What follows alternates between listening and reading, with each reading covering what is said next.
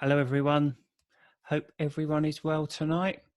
Welcome to the Friday Night Live. I'll get straight on with the questions. There's quite a lot of chats going on in the post, so I'll try and cover everything off. We'll see how we go for time anyway. I like this first one.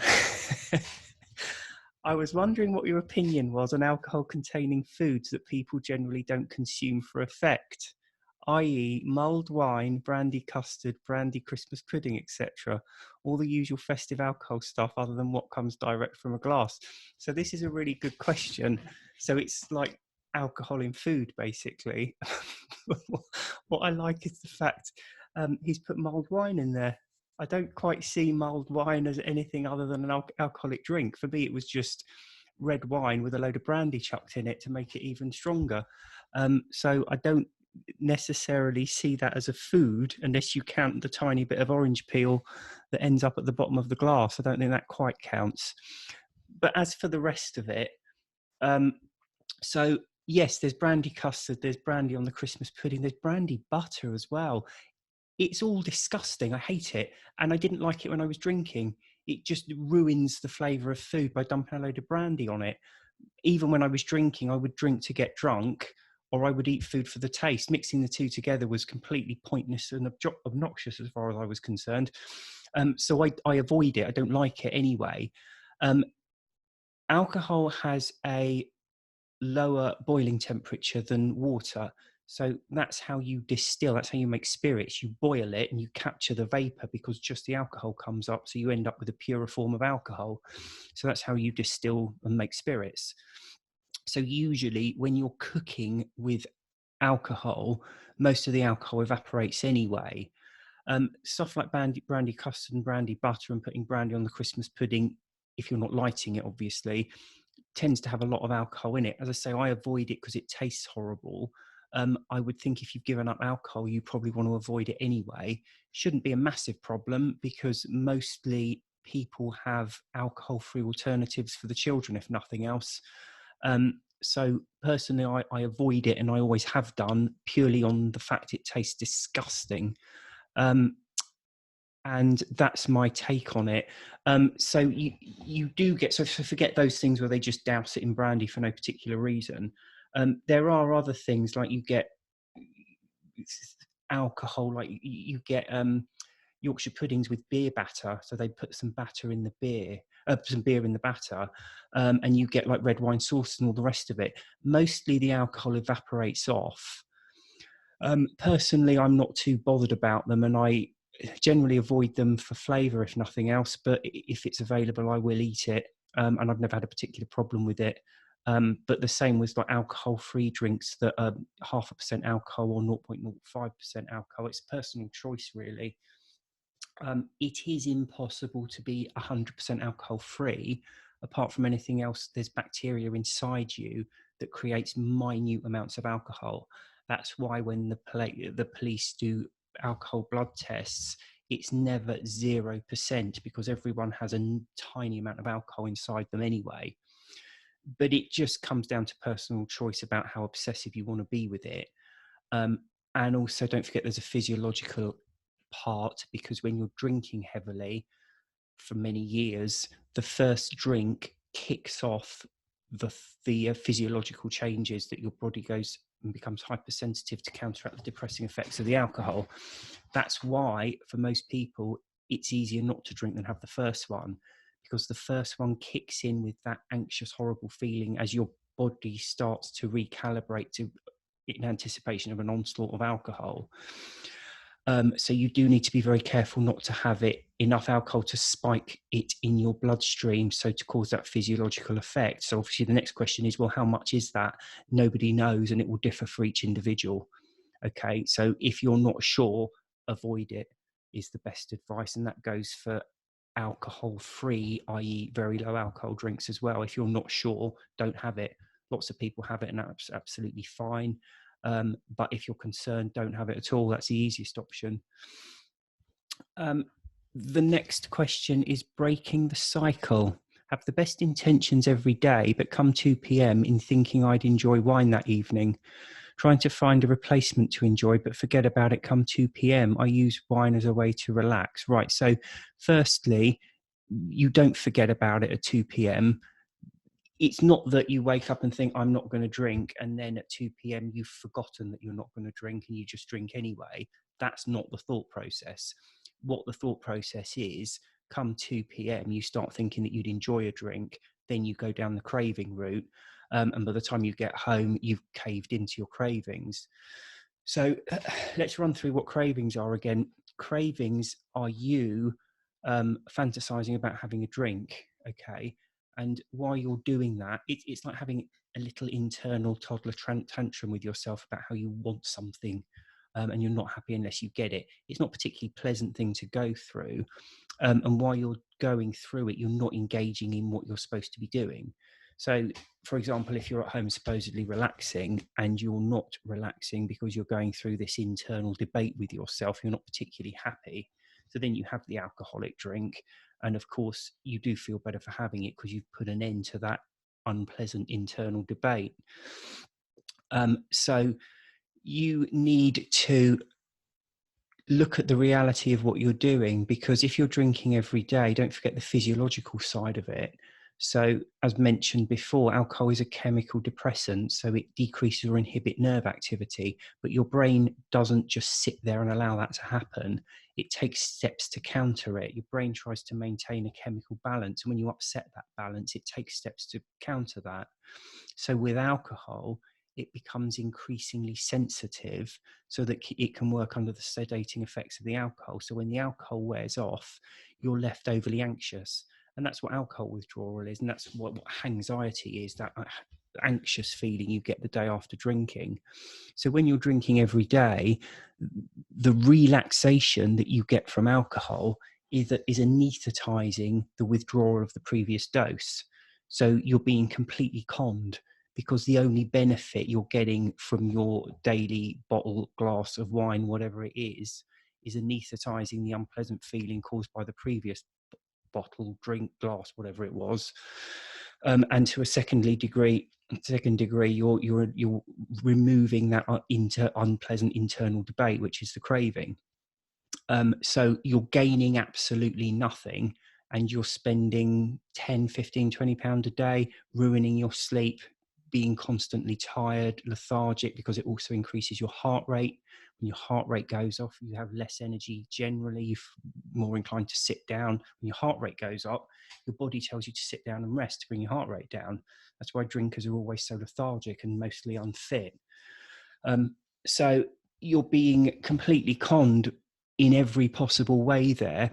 And I think you need to start seeing through the reality of it, and also bear in mind that after 2 or 3 days, that withdrawal will have gone. So that relaxing feeling you get from that glass of wine, you will have all the time, and you won't have to pay money for it. You won't have to be lethargic for it. You won't have to ruin your sleep for it. So I think you need to sort of rejig your thinking around alcohol and start to see it exactly as it is. It's not something that gives, it's something that takes and then gives. Okay, it's like you might be very glad to have me around you all day, every day, if I kept giving you 50 quid every couple of hours. You'd think that was wonderful. But if you found out that for every 50 quid I'd given you, I'd actually sneaked onto your bank account online and hacked it and managed to take £100 out, you wouldn't want me around anymore. That's what alcohol does. For everything it gives you, it's already taken twice and more away from you. So I think you need to start to understand the mechanics a bit more. Next question. I've read both your books now and feel more determined than ever not to drink again now. That's good. I've gone for months before, though, not drinking, then go back to it. I know it's fading effect bias now. Is the best way to overcome it just to be aware of it, or is there anything else I should put in place too? Thanks for all you do for us. These live talks really help. So no, I don't think there's much you need to do. There's no magic way of getting rid of fading effect bias. Fading effect bias is just a human universal trait where we look back on past events more positively than they actually happened. They change in our mind and they look more positive. Generally, that's a good thing because it just helps you maintain a more positive outlook on life. But when it comes to alcohol and drug addiction, it works against us because we tend to look back on our drinking when we stop. tend to look back on our drinking years and sort of glorify them and think how wonderful they were, and we forget the unpleasant reality of it. So we're more likely to get sucked back into it. You don't need to do anything about it. You can't change that. You just need to be aware of it. Okay, it's a perspective thing. So you will know when it kicks in, because you will think to yourself, oh, it would be nice to have a drink in this situation, or you'll think back on a particular time of your life when you were drinking and you'll think how wonderful it was. So all I would say is just be aware of it, and when it comes, just recognize it for the falsehood that it is, and just stick to the reality, which is simple enough to do.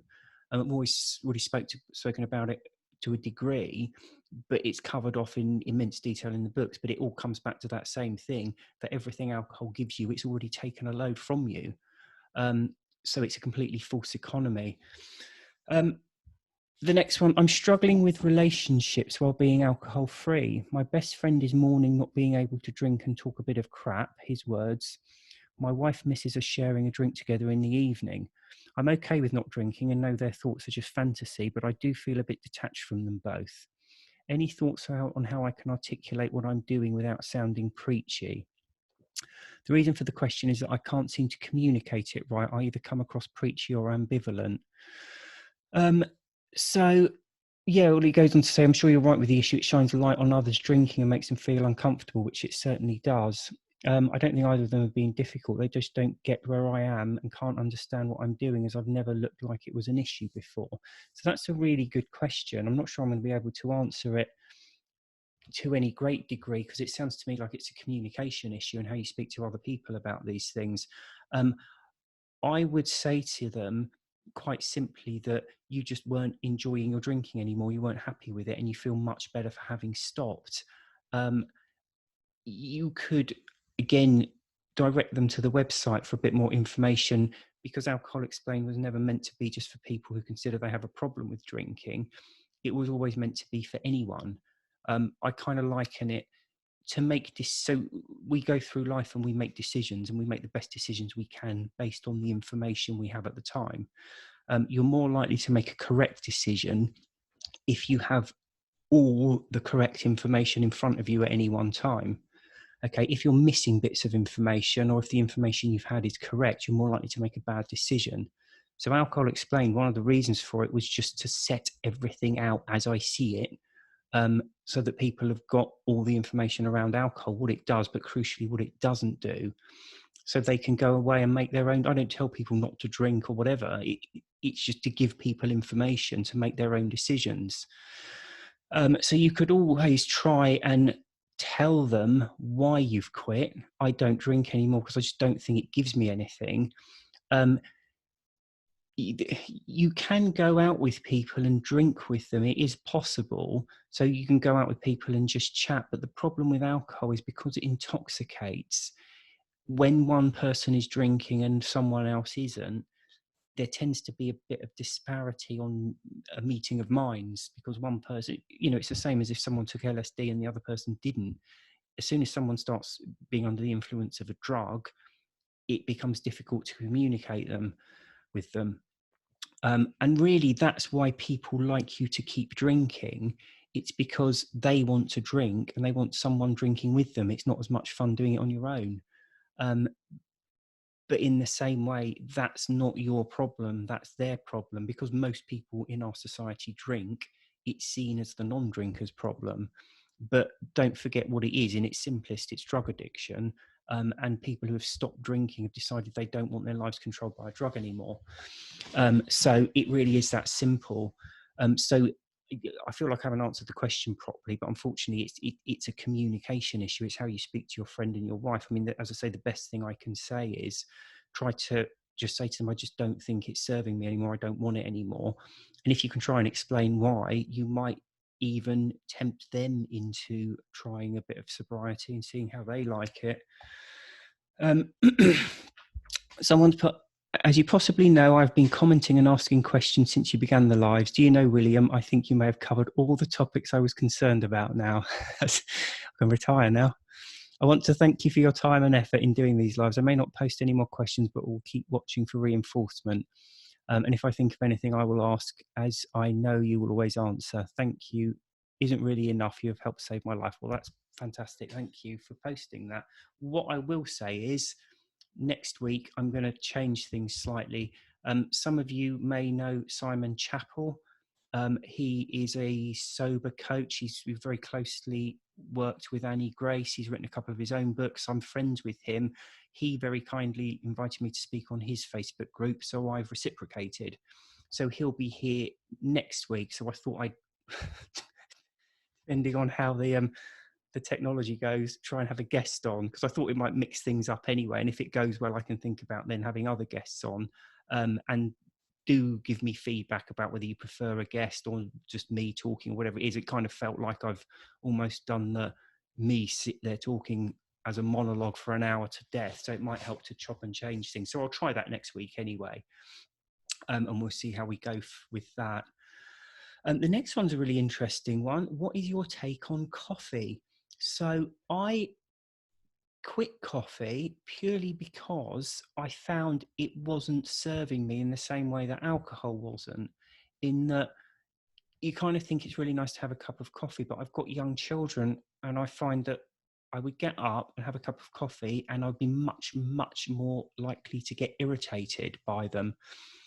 Also, I kept finding that far from making me less tired, I'd be really exhausted and I'd have a cup of coffee and I'd be just as tired, but then kind of twitched up, anxious and just as tired. It wasn't particularly pleasant. And I also realised now that I was chronically tired in the evenings, and that was because I drink a load of caffeine in the morning. I wouldn't drink it towards the end of the day because of wanting to sleep, but then I kind of crash down off the caffeine and be absolutely exhausted. So, and I also think as well, caffeine and nicotine add to your difficulty in giving up drinking. I genuinely believe that, because both of them are stimulants. And when you have too much of it, or even just small amounts of it, they wake you up, but equally they make you kind of twitched up and a bit anxious. So if you're smoking a lot and drinking a lot of coffee, you're going to be twitched up and anxious. So it's very similar to alcohol withdrawal. It's exactly the kind of unpleasant feeling. You want a couple of drinks to take the edge off.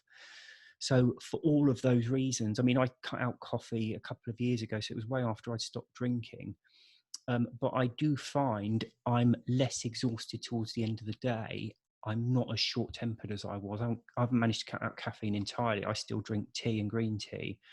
But I found, as I say, less tired towards the end of the day, still sleep very well, less irritable during the day. I find I have more sort of constant energy throughout the day rather than it peaking and then troughing afterwards. And I also find, interestingly enough, I tend to binge eat in the evenings a lot less now. It's kind of equalized out my appetite, which is quite good as well. So that's an interesting question. I hope that gives you some idea. Or someone contacted me once and said about doing Caffeine Explained, but I didn't got enough on my plate at the moment, to be honest. So this is obviously, the next one is the big one. Any helpful comments on Christmas? I'll be on my own again, third year. My children moved in with their dad. I'm going to struggle not to blot out the day with wine like the last 2 years, suffering with depression too. Many thanks. Now this one, there was a bit of an internal dialogue going on here about, I think someone mentioned AA and someone said, well, and the person who posted this saying, well, I was put off by AA. And I think that kind of went through. So there's a few points. It's a very good point though. So usually this is an interesting one for Christmas. I will talk about Christmas, specifically how I enjoy Christmas without drinking. I might well not do it now. I might do it just before Christmas. This is a particular type of Christmas though, because the lady here is suffering from loneliness at Christmas, and drinks wine to kind of blot the day out. What I would say is a few things. Firstly, if you are lonely and unhappy at Christmas, alcohol is not going to stop that at all. It may anesthetize it for a few minutes, but don't forget what it does to your emotions, because emotions are a bit strange in the human brain. They're triggered and then dampened down. So a part of your brain triggers it and another part of your brain dampens it down because when it's not needed. Okay, so if you do something like drop a glass and break it, you might sort of feel irritated in the first instance, but then the other part of your brain jumps in and calms it down, because there's no point going completely mad. There's nothing you can do about it, and everything's fine. When you drink, the part of your brain that dampers the emotion down is particularly vulnerable to the sedating effects of alcohol. So it tends to get anaesthetized very quickly. So what happens when you're drinking is your emotions, just whatever emotions you're feeling, just tend to fly off completely, which is why drinkers become violent and introspective and tearful. Little tiny things, they're like toddlers. They can't control their emotions. Everything just becomes too much for them. Which is another deeply unpleasant and unattractive thing about drinking anyway. But what you really don't want to do, is you're lonely, is sit at home and start drinking, because you're just going to completely spiral out of control. It's really not going to be pleasant. And don't forget, for every time a drink wears off, it leaves a corresponding feeling of anxiety that needs another drink to get rid of it. So you're just going to sit there all day drinking and drinking and drinking. You'll be miserable when you're doing it anyway. And then think about how awful you're going to feel waking up at 3 or 4 in the morning on Boxing Day, feeling like absolute death, really anxious and miserable. And it just doesn't bear thinking about. So answer one is definitely alcohol is not the answer. And then I come a bit out of my comfort zone, because I'm trying to suggest of things that might be an answer, having never been in your position. What I would say is, have a plan for the day. Okay, it may sound a bit obsessive, but just plan everything. Like, right, I'm going to get up, I'm going to have a cup of tea, coffee, or whatever. Then I'm going to go for a nice walk for an hour. I'm going to come back. I'm going to make myself some breakfast. I'm going to watch whatever's on TV. Then I'm going to do this. Plan out the day, because what you don't want to be doing is just sat there twiddling your thumbs with nothing to do, because you're naturally going to start thinking about drinking then. So fill up your day. There's lots of stuff on TV. There's, you can cook a nice meal, you can go for a walk, do whatever you need to do, but make a plan for the day. You say they're living with your dad. Can you do a Zoom call or something with them and just speak to them, or other friends or relatives you can talk to? And I think that was where the AA thing came in, about saying about doing a Zoom meeting or something with AA, and then saying, oh, I don't really like AA. And I think there's a comment a bit further on. Someone said, I tagged you in a post regarding AA and other methods of getting sober. I hope you had time to read it and address it on the Friday Live. No, I didn't have time to read it, I'm afraid. AA is another method of quitting that works for some people and not for others. The simple dynamic with AA is, certainly until recently, it was the big name in quitting. So if you woke up one day and thought, oh my God, my drinking's getting out of hand, what do I do? You turn to AA, because that's the name everybody knows when it comes to quitting alcohol. So the normal dynamic is, have a problem with alcohol, go to AA, it works or it doesn't work, and if it doesn't work, you move on. So the dynamic in the group, and I think you need to be aware of this, most people in the group have tried AA and it hasn't worked for them, hence them looking elsewhere. Not everyone, but that's how it usually works.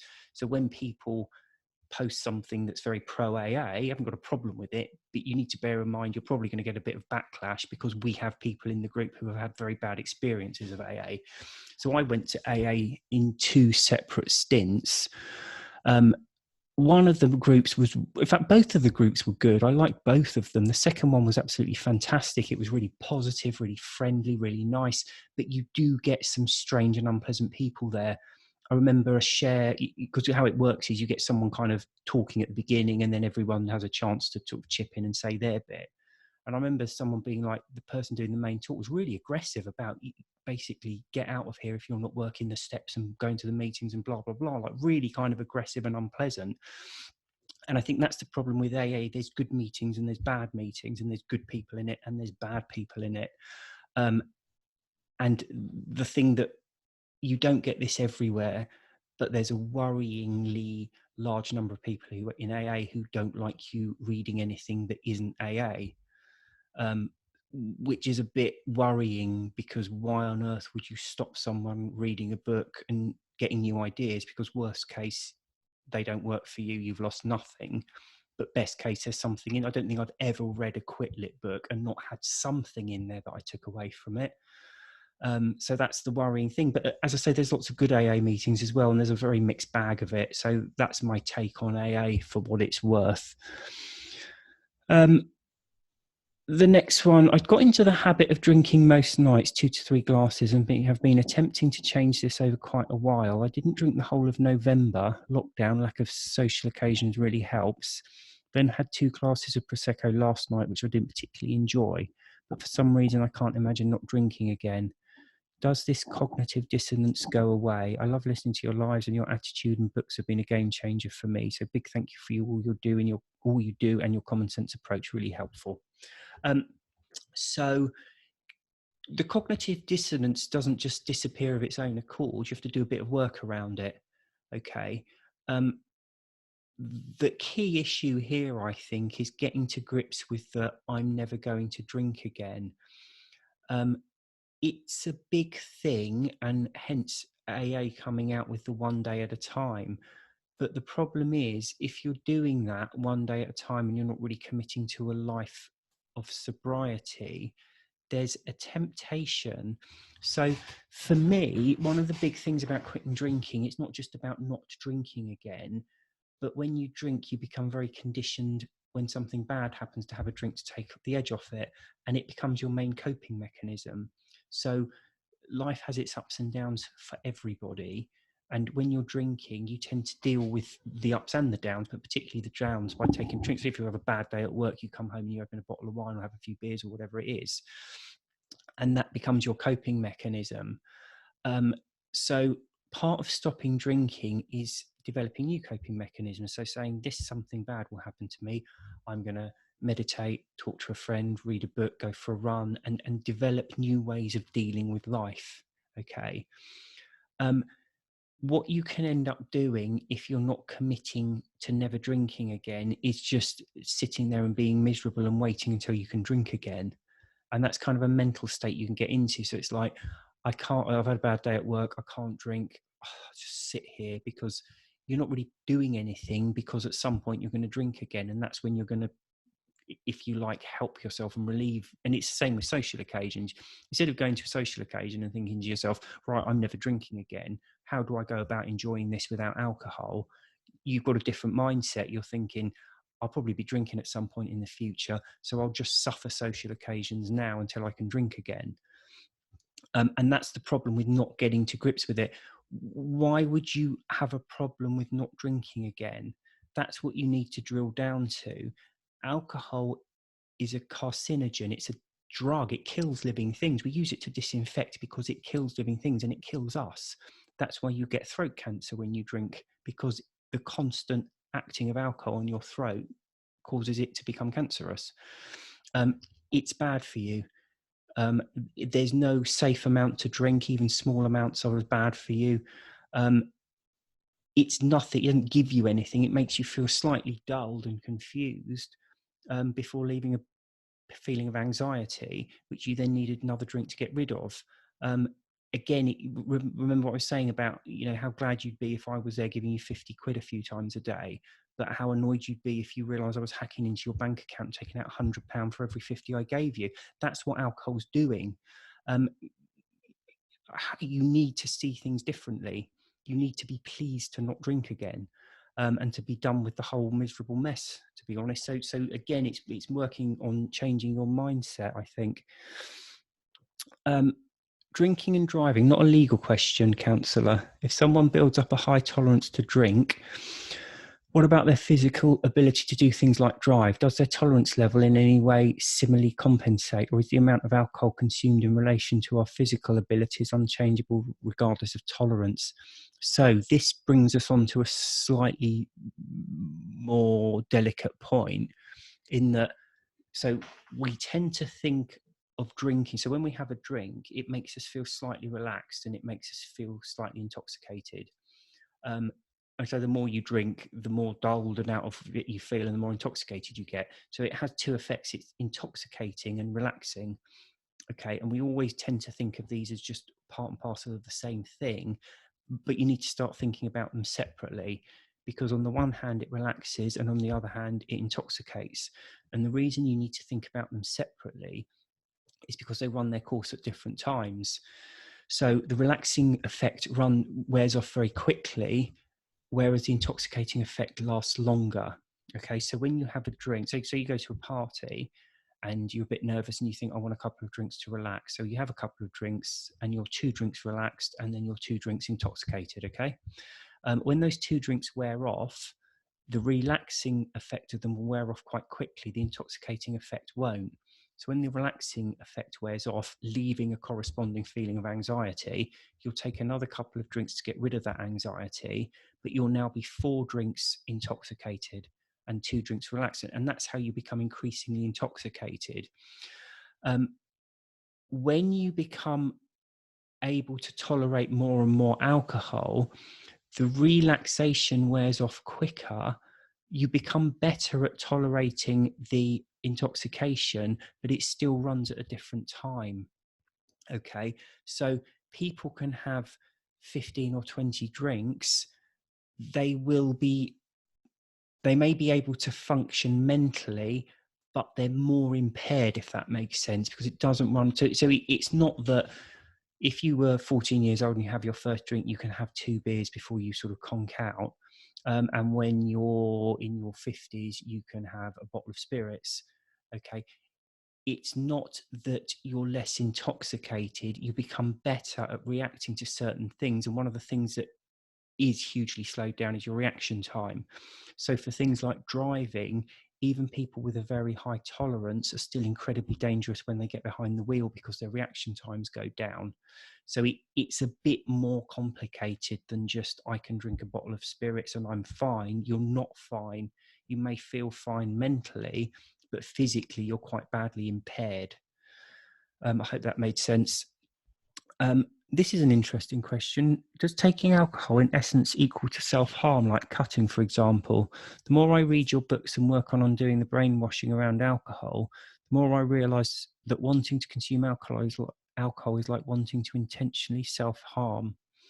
Thank you for your books and your time. They were life-changing and a missing link on the path to sobriety. That's good to hear. I don't know much about self-harm at all, so that's my first point. It doesn't feel like self-harm to me, because certainly for me, and I think for many, I'm not saying this is true for everyone at all, but the harmful effects of alcohol were kind of an unwanted side effect. So the hangovers, the damage to the relationships, the physical damage, I could have done well without that. If I'd have had an opportunity to drink and not have any of that, I would have leapt for it. I wasn't doing it to destroy myself. I was doing it to get that relaxed feeling that I was constantly chasing. And all the self-harm was like an unwanted side effect. Whereas my understanding of self-harm is the entire point of it. So I completely take your point. It does seem like that, but I don't quite see it as analogous, because I think the goal is different. With drinking, for most people, it's kind of a side effect that you have to put up with to get the feeling you're constantly chasing. Whereas, as I say, my limited understanding of self-harm is that that's not quite the same thing. I love your chapter on ambition in Alcohol Explained too. I think this is a big point for me personally, as when I'm not drinking, I usually fixate on improving things as fast as possible. We fixed up and sold our house and moved into a much better area in the 4 months of sobriety earlier this year. I also painted my entire new house in another stint of sobriety. These are all great achievements, but shortly after completing them, I always drink again. I think the drive gets mentally exhausted or something, and drinking acts as a break from all of it. Any thoughts on how to balance a high ambition drive? It's great, but I think it's one of my biggest reasons for drinking. I drive my husband crazy with all my plans and wants while I'm sober too. So yes, I completely get where you're coming from there. It goes back to a degree to what I was talking about before, about coping mechanisms and dealing with things.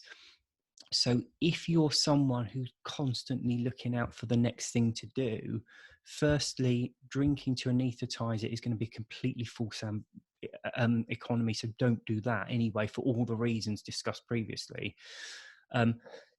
What I would do, which I think would be far healthier, is try and channel it into something. So painting a house is great. My God, but it's going to be done at some point. So why don't you look at something else you can do that you can develop and just keep developing? So, I mean, exercise, yoga. I don't know if you've got any hobbies or something you might enjoy doing. Find the thing you enjoy and put it into that, put your energies into that. When you've got a lot of energy like that, you need to channel it. You don't want to anesthetize it and depress it and try and take drugs to stop it. You want to channel it into something healthy and enjoyable. So find something you enjoy doing.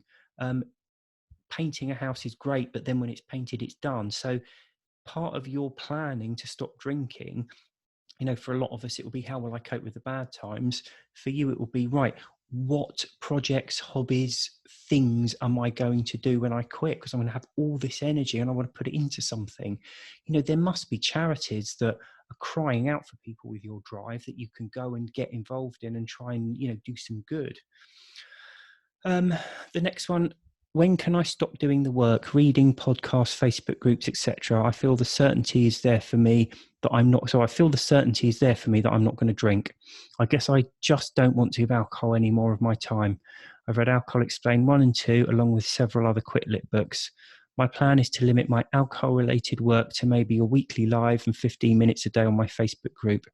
Anything you think I need to watch out for? I know there are a lot of forces out there challenging me, but I feel I'm informed and aware. So yeah, you don't have to keep doing it. If so, one of the things that kind of I didn't feel right with AA was, it's, you have to keep going to the meetings, you have to keep working the steps, you have to do, and it was like, one of my main reasons for quitting is that I wanted my life back. I wanted my time back. I didn't want to have to put as much time into my recovery as I did into drinking, because otherwise it was a bit pointless. And I completely hear what people say, yeah, but that's the most important thing, blah, blah, blah.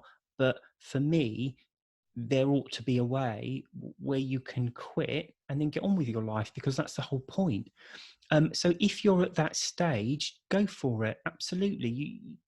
If you're comfortable with what you're doing, go and enjoy your life. That's what it's there for. That was the whole point of trying to get people to change their views, their beliefs about alcohol, is so that they can go out there and get on with their lives. Otherwise, alcohol's destroyed your life, because it's destroyed you when you're drinking and you're having to spend all this time and effort when you stop drinking. So go out there and quit. I mean, I keep doing this because I enjoy doing it. But if you don't want to, don't. All you need to look out for is that first thought, and it will come into your head. It may not. You may have completely reversed everything and you'll never have this, but you'll know when the problem sets in, because you'll think either, oh, that would be nice to have a drink on that occasion. You might book a holiday and you might suddenly find it jumps into your head, oh, it would be nice to have a drink on holiday. You might be thinking about Christmas and you'll think, oh, wouldn't it be nice to have a glass of wine on Christmas Day, or blah, blah, blah. Or you might start thinking back to your drinking days and start thinking, actually, that was fun. And that's where the rot sets in. That's fading effect bias. That's starting to see things through that warped mindset. So go and enjoy your life. Watch out for those thoughts. And when they come in, that's where you need to do a bit of work to reverse them. But apart from that, no, go and enjoy your life, frankly. And that's it. Oh, it was a quick one. Only 40 minutes this week. I hope that was useful for everyone. So as I say, next week I've got Simon on, all being well. If we're a bit late, please just hang on, because I'm not very good with the technical side of things. Have a good weekend, everyone. And I shall see you next week. Goodbye.